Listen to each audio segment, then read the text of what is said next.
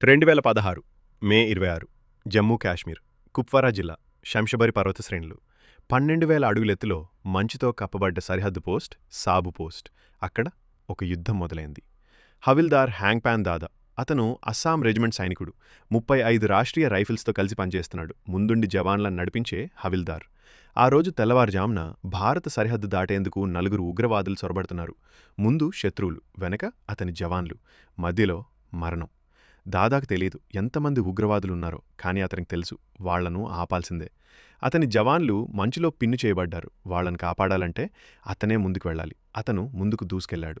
30 బుల్లెట్లు, 3 ఉగ్రవాదులు, ఒక్క సైనికుడు. మంచు ఎరుపెక్కింది, కానీ అతని అడుగులు ఆగలేదు.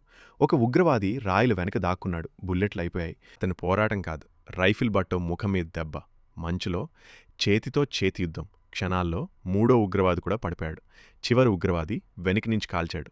7.62 మిల్లీమీటర్ల బుల్లెట్ అతని మెడను చీల్చింది.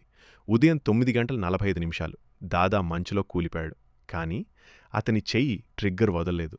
ఒక చనిపోయిన సైనికుడు 30 బుల్లెట్లు కాల్చాడు. ఆ బుల్లెట్లు చివరి ఉగ్రవాదిని గాయపరిచాయి. అదే సమయంలో అరుణాచల్ ప్రదేశ్లో అతని 2 పిల్లలు పాఠశాలకు సిద్ధమవుతున్నారు. వాళ్ల తండ్రి అప్పటికే లెజెండ్ అయ్యాడు. ఆ రోజు సైన్యం గెలిచింది, కానీ ఎవ్వరూ సంబరపడలేదు.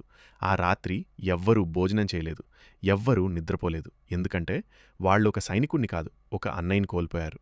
2016 ఆగస్టు 14 భారత రాష్ట్రపతి చేతుల మీదుగా అశోక్ చక్రం. మరణానంతరం హవిల్దార్ హ్యాంగ్పాన్ దాదా అతను యుద్ధంలో చనిపోలేదు. అతను భారత చరిత్రలో నిలిచిపోయాడు. ఇది సినిమా కాదు, ఇది నిజం.